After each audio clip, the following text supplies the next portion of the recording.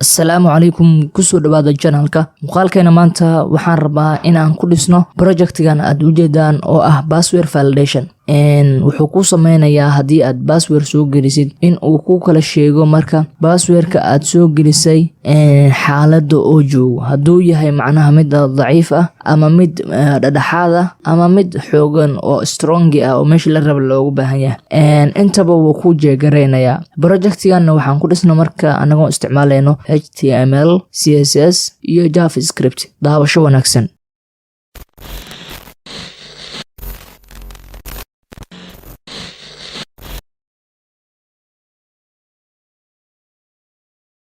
magacaygu waa Maxamed Maxamuud. channelkani waa Caaqiltay. haddii aad ka mid tahay marka baahda xiisaysa teknoolajiyada sida codingka, fadlan ha iloobin inaad channelka subscribe saartid. haddii aan usii gudubno marka muuqaalkeena maanta, waxaad diyaarsataa marka projectgani folderka aad ugu talagashay inaad ku qabatid iyo text editorka aad isticmaali lahayd. aniga hadda waxaan isticmaalayaa VS Code. kadib marka waxaan diyaarsanayaa 3 file oo kala ah index.html iyo style.css iyo fileka saddexaad oo ah midka aan ku qoran lahayn JavaScript-ga oo aan ula baxnay marka main.js. waxaan ku hormaraynaa marka in aan ku hor qorno HTML-ka. marka emmet ayaan isticmaalayaa si aan basic u qorto. kadib waxaan ka bedelay title-ka aragtid ula bax marka, and then waxaan ku soo xiray JavaScript file-ka. kadib waxaan sameynayaa formka gudihiisa waxaan ku sameeyay div oo aan ula baxay form container. waxaan kaloo ku soo darayaa label si uu magaca passwordka igu qaato. labelka dhexdiisa for ayaan isticmaalay aan magaceeda ugu dhigay. waxaan sameeyay marka input type-kiisa oo yahay password iyo ID oo aan ka dhigay asagana password. intaas waxaan ugu baxay marka form container. waxaan u gudbayaa marka main div aan ugu magac daray macnaha mainka gudihiisa waxaan ku sameeyay 3 div oo aan u kala bixiyay progress 1, progress 2 iyo progress 3. ayagana sidaas ayaan ugu tagayaa oo gadaal dambe ayaan ka isticmaalayaa. waxaan ku xijiyay marka div kale oo aan dhahay message, asagana sidiisa ayaan ugu tagayaa. kadib waxaa ka baxay marka formka oo idil.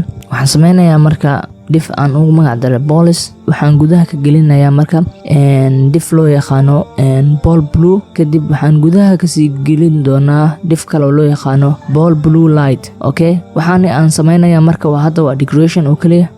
waxay qaban doonaan marka gadaal dambe CSS-ka markaan bilaabno ayaan idin tusayaa.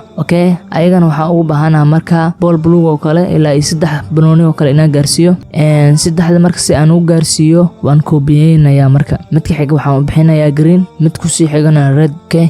gadaal haddaan u soo laabano marka divka aan message-ka aan dhahnay waxaan ku sii qoranayaa marka array oo strong ah. marka intaas sameysid waxaan iloobi rabay inaan soo geliyo marka linkiga CSS-ka. linkigana ku soo darso kadibna open with live server hadduu text editor-kaaga leeyahay live server ka soo furo. live server-ka markaan soo furtay kadib waad aragtaan wax qurxina ma ku jiro. waa qoraalkii iyo inputkii oo iska caadi ah ayaa noo muuqdo. wax walba qurux badanna waxaa ka dambeeyo marka CSS-ka. haddii aan u gudubno marka CSS-ka, hadda waxaa inoo sameysan basic yar oo aan sii diyaarsaday sida inaan margin-ka oo documentiga aan 0 inaan ka dhigo kale. padding-ka 0 ayaan ka dhigay. box size and border box ayaan dhahay. font family-gana waxaa waa robot sans serify. kadib marka inta basic-gaas markaan ka gudbo waxaan sameynayaa marka body oo dhererkiisa 100% ayaan dhahay. height-kiisa waxaan rabaa 100 v height inuu ahaado. kadib waxaan kusoo koobiyeynayaa background oo ah linear gradient oo aan hore u diyaarsaday. kadib waxaa sameysaa display flex, justify content center, line item center, overflow hiding iska dheh. macnaha waxaa rabaa 100 v height hadduu ka bato shayga in la iska qariyo kale. waad aragtaan marka inputkii oo dhan dhexda ayaa noo imaaday ama formkii oo idil. and then waxaa sameysaa marka form wac. kadib widthkiisa waxaa dhahay 360 pixel. padding 1 rem ay dhahay oo 4 dhinacba. background colorkiisa kadib waxaan kusoo daray marka RGBA color ah oo 255 saddex mar ah. macnaha waxaan ka wadaa RGB-ga waxa uu taagan yahay marka red green blue intaba waxaan ka dhahay 255 ka soo qaado. eedana waxay u taagan tahay alpha waaye ama number of transparency waxa uu weyn hal ilaa iyo wixii ka hooseeyna waa isticmaali kartaa marka. and then waxaan dhahay waxaan ka isticmaalayaa marka 0.15 oo macnaha aad inuu transparent u noqdo camal.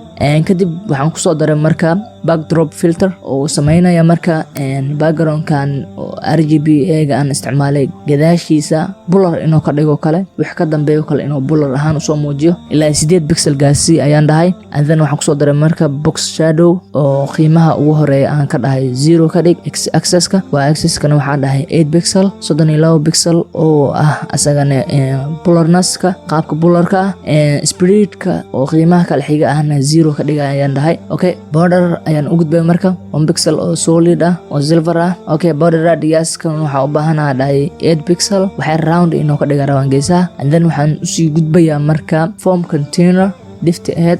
okay form container-kana waxaan ka dhigay width-kiisa 100 height-ka 100 padding oo 10 pixel oo 40 jiha ah. waxaan u sii gudbay marka label-ka waxaan dhahay marka display inline block color-kiisa wide ha noqdo. font size-kiisa 1 rem. text transparency capitalize. letter spacing 0.5. margin bottom 8 pixel. okay intaasna waxaan u gudbay marka label-ka waxaan u sii gudbayaa marka password block ayaan dhahay display-giisa width-kiisa 100%. height-kiisa waxaan dhahay 40 pixel.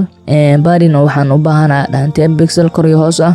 left iyo right-kana 1 rem ka dhig. okay border radius-ka 5 pixel ka dhig ayaan dhahay. outline-ka none ka dhig. okay border-ka 2 pixel solid oo silver ah. font size-kiisana 14 pixel. okay waxaan u sii gudbay marka hadda mainka waxaan dhahay display none. hadda comment ayaan iska geelinayaa marka hadhowda ayaan rabaa inaan isticmaalo markaan JavaScript-ga aan u gudbay. okay padding-ka waxaan dhahay kor iyo hoos oo ah 5 pixel.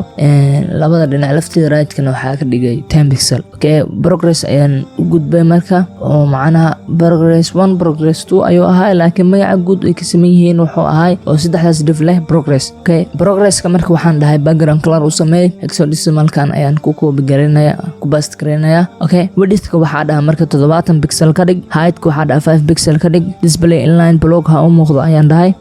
border radius-kiisana waxaa dhahay 50 pixel gaarsiiya oo round oo dhammaan u baahana macnaha. okay waxaan u sii gudbay marka message display none ayaan dhahay. comment ayaan iska gelinayaa waxaan isticmaali doonaa marka JavaScript-ga markaan u gudbo nantan. okay position-kiisa absolute ayaan ka dhigay right 32 pixel.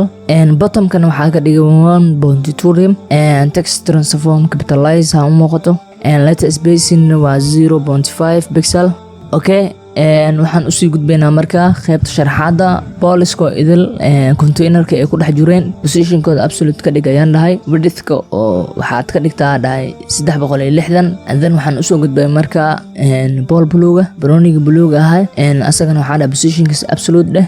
right-kana waxaa baxdaa dhahay -30 pixel. bottom-kana waxaad baxdaa dhahay 90 pixel oo minus ah oo banaanka ah. background color-kiisa ayaan kusoo daray. width-kiisa waxaan dhahay 100 pixel. height-kiisana waxaa dhahay 100 pixel. okay border radius waxaan u sameeyay marka 50 pixel ah. okay overflow-ga waxaa dhahay hidden sar. waxaa dhahay marka box shadow kusoo dar kaasoo ah marka insert macnaha mid gudaha ka sameysmaya ah. waxaa dhahay marka x-ka waxaa ka dhigtaa 20 pixel. y-ga waxaa ka dhigtaa dhahay -10 pixel. blurriness-kiisa waxaa gaarsiisaa dhahay 20 pixel. spread-ka waxaad gaarsiisaa 0. and then waxaan kusoo daray RGB color ah. intaas waxaan ugu gudbay marka ball blue-ga blue light-ka ayaan usii gudbayaa marka. okay waxaan u gudbayaa marka blue light position-kiisa absolute ka dhig ayaan dhahay top 0. leftina waxaa ka dhigtaa dhahay 50 pixel. width-kiisa waxaa dhahay 50 pixel ahaado. height-ka 50 pixel ahaado. border radius-ka 50 pixel asagana. background color-kiisana waxaan dhahay RGB-dan ha noqdo. okay filter ayaan kusoo daray kadib waxaan dhahay blur-kiisa waxaa gaarsiisaa 19 pixel. waad aragtaan browniga waxyar waa qurux badnaaday 3D camal ayuu u eegyahay. okay ball blue-ga marka u laabo waxaan rabaa inuu mirror-ka hoos maro marka z index-ka waxaa tiraahdaa marka -1. waad aragtaan marka brightness transparent fiican way leedahay oo browniga ka dambeeyna waa loo jeedaa. blur yarna way sii leedahay. okay intaas ayaan ugu gudbayaa marka buluuga waxaan u gudbayaa marka kuwa kale kuwa kalena wax saas u badan ma ku kala duuna oo value-dan oo top iyo right-ka iyo waxyaabahaas le in laga kala duwan leh wax kale ma aha marka ayagana waxaan sameynaynaa inaan kan aan ku koobiyeyno oo magaca iyo waxyaabaha yariska aan u baahanahay ka edit gareyno oo kaliya